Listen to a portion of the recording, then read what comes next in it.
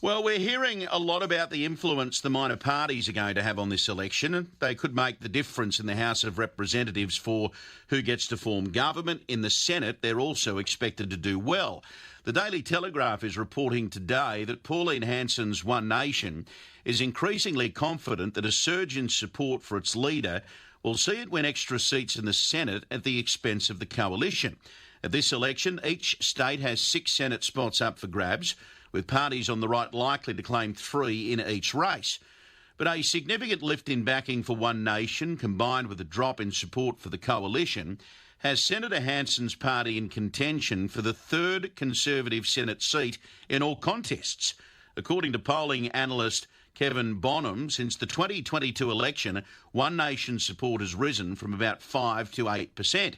Mr Bonham said potentially One Nation are winning Senate seats in a lot of places.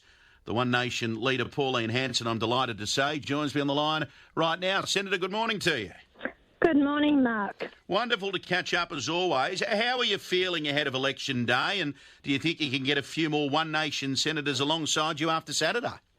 Look, I'm not counting my chickens before they hatch, but the response I've had on the ground, travelling to WA, South Australia, all the states, has been very positive. People are fed up with the major political parties and want change.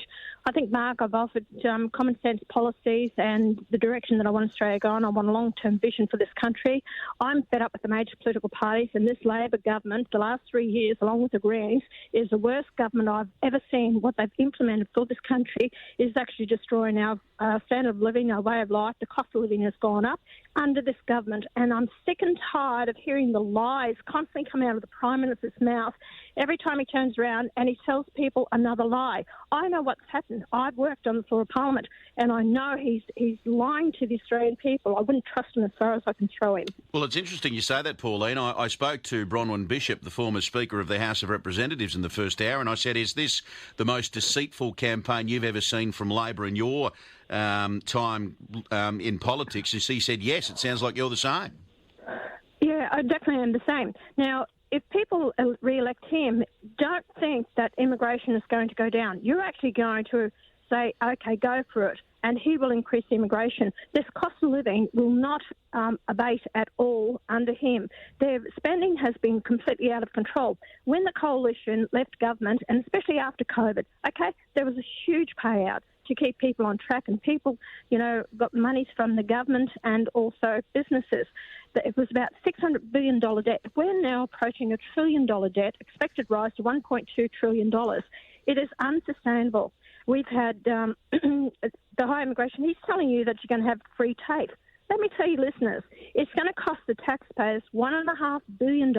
We've had 80,000 fewer apprentices under his watch, with only a 13% pass rate, and they're going to open it up to foreign visa holders. That's not what the Australian people want. Exactly. And you touched on migration, immigration. That is something my listeners write to me nearly every day about, Paul, and they say it's the underlying issue to every problem we've got at the moment. I mean, haven't got the infrastructure to support the people coming into this country. We've got nowhere for them to live. We haven't got the jobs for them. Yes, you can bring in skilled migrants, but, this government was supposed to build houses. They reckon 1.2 million of them by the end of 2030. They've got no chance. Tell them they're dreaming. It never happened, Mark. That was a promise. Nearly 2 years ago, they brought the policy on the floor of Parliament. Not one house has been completed. They haven't delivered on their promise. And about $40 or $50 million of that money's gone into administrative costs, not in building the houses. They talk about, skilled migrants. I'll tell you this. Between 22 and 23, 739,000 people were brought into the country. Of that, 51,605 were skilled migrants. And of that, only 1,800 in the construction industry. We don't have the people. We only have the tradies now that we have because I forced the coalition government, when I was there, had shared balance power, to introduce the apprenticeship scheme, which was taken up by 100,000 apprentices in a matter of weeks. And that was the government paid the employer 75% of the apprentice's wage in the first year, 50% in the second, 25% in the third. That was because I knew we're going to have not enough tradies in the country. Just on the on how well you're doing at the moment. I mean, some are saying that One Nation could have up to 6 Senate seats. Why do you think your message is resonating with voters better than those major parties, Pauline? Look, we're the only party that said we want to get out of the Paris Agreement. The whole underlying factor of the cost of living is coming from electricity costs. 30,000 businesses have gone insolvent. And then you actually have industries and manufacturing closing down, going overseas because they can't afford the electricity. Pensioners, people, households can't put on the power. And that's why it's driving up the cost of living, because it flows not only from the farmer running the irrigation, plus also to other industries, and to the supermarkets have to run the fridges and freezers. We cannot run this country on solar and wind. They're bloody fools if you think it's going to happen that way. Have a diversity of power. Bring back the coal-fired, emissions-free power stations in the interim to give us that dispatchable power. We've got China building one a week. And if you're worrying about your emissions, we put out 500 million tonnes of emissions a year. China puts out 12 billion, expected to rise another 2 billion in the next year. So wake up, Australia. You can't, if you want your prosperity and you want a standard of living way of life in this country, you cannot re-elect this Labor Greens government. Where do you stand on the whole nuclear thing, Pauline? We need to have the discussion with it. I'm all for it. There's 65 around the world. We are one of the 20 high economic countries in the world that don't have it. Have a discussion. I'm not going to say impose it on Australians. Let's have the discussion. It's not going to happen tomorrow. That's another lie out of Albanese's mouth, saying it's going to cost $600 billion. Let's look at it, because it won't be for about 15, 20 years. You must look at the position of the country. Can we afford it as well? Well, I'm telling people now, we cannot afford the renewables. And no one's asked them, what are you going to do with the solar panels that, once they're gone? Once they're out of the use-by date, these wind turbines, I want to tell people this. Every wind turbine, it takes 260 tonnes of coal to build and 800 tonnes of concrete. The impact on the environment is greater than what it will give us back when it's used by. But we don't have any plan of where to get rid of it. And I went to Singleton about a week ago. Fantastic, the most beautiful land I have ever seen. They're going to put 177,000 solar panels on it, destroying agricultural land. It's a crying shame. People wake up to this. And Pauline, what really rubs me the wrong way is, we've got a Greens party in this country that's supposed to be all about the environment. Why aren't they out, campaigning and lobbying and standing there protesting against the transmission lines that are going to be put through prime agricultural land? Do they say nothing about it, even though they're supposed to be the staunch defenders of the environment? They're not staunch defenders of the environment. They want to open up their borders to people from Gaza, pro-Palestinians. They want our foreign aid to increase to about 15% to go overseas. They're not interested in the Australian people. They're nothing but bloody hypocrites when they talk about forestry, because out of forestry here in Tasmania, their industry's been shut down. They actually harvest from about 800,000 hectares of forest, but they only harvest 3,000 to 5,000 a year. It is a sustainable industry, but they want to shut it down. We import $2 billion worth of material, timber, into this country when we have the resource here, a renewable resource. So we're allowing these other countries around the world destroy their forests for what? We're not...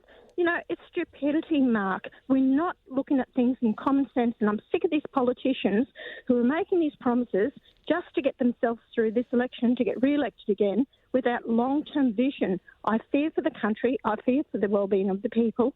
And all I'm saying is, I'm trying to explain to people that we will be their insurance policy in that Senate. All right. Let me ask you about Peter Dutton. I want to know how you rate Peter Dutton as a coalition leader. And the reason I ask that question is you've preferenced the Liberals second in some seats, and they've preferenced you in some seats as well. How do you think the Liberals will go on Saturday? Look, it's hard to tell. People don't warm to Peter Dutton, He's been very lax in getting his message across and proving to people that he can be the leader. And I see that. I know the man personally. I've worked with him. I like him. He has got fantastic principles and policies, and I trust him. I don't trust Albanese at all, but I do trust Peter Dutton. But the fact is that he's sitting on the fence. I wish he'd come out with the backbone and be the leader that people want and stand up and stop backpedaling. Yes, the public service needs to be reined in. These people who are working from home are actually travelling around the country and doing whatever they want to do. It needs to be reined in. That's taxpayers' dollars. He should not have backed away from that. And welcome to country. Let's have the debate on it. Yeah. Don't sit on the fence. Yeah. Well, just on welcome to country, I note today Penny Wong set the cat amongst the pigeons in a podcast by saying an Indigenous voice to Parliament is inevitable, likening it to the fight for marriage equality. Has the Foreign Minister forgotten about the result? It was a definitive no, Pauline.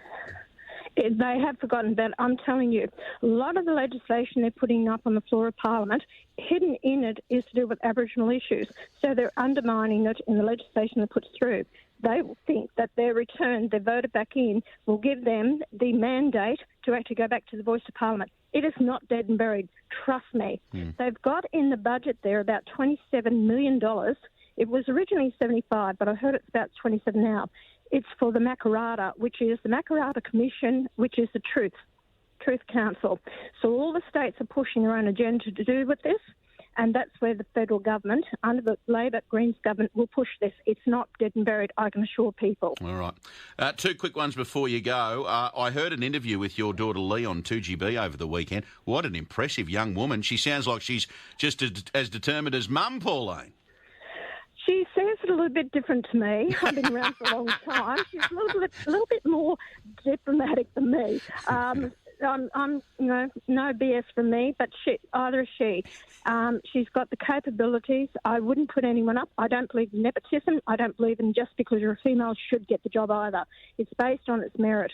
I've got 3 sons. I wouldn't have them anywhere near me in politics or on the floor of Parliament.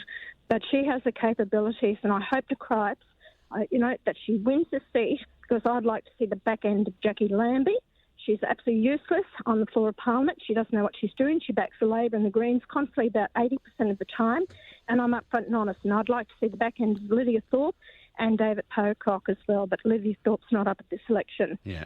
Have you given Lee any advice, or are you just letting her do a thing? No, she's got the capabilities of doing it. She needs advice, she'll ask me, but we're very much in line with our way of thinking.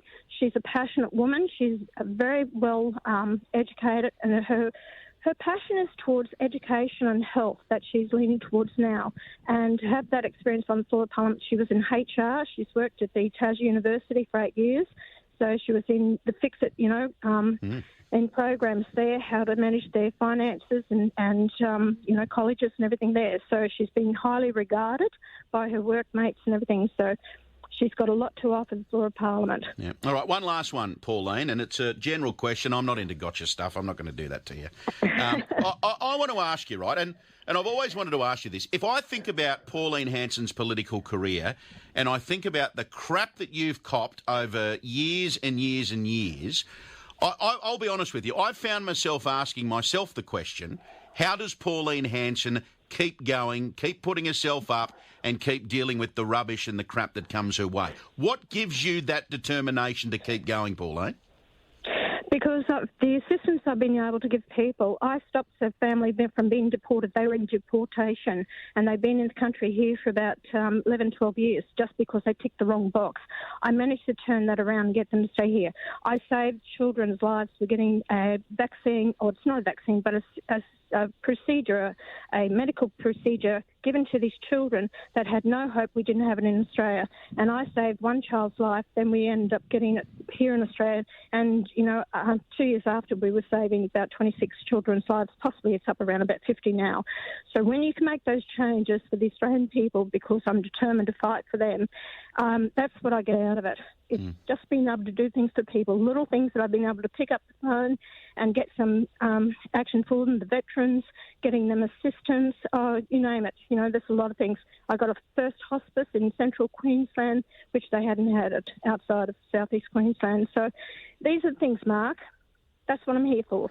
Well, do what I can for the people. You're doing a good job. I'll tell you what, there's a lot of love out there for you too, Pauline. I'm getting message after message after message saying, Pauline for PM, Pauline, isn't it good to hear somebody telling it how it is? So you're resonating with the people. That's what you want to hear leading into an election. So we wish you well Saturday, and thanks for joining us as always.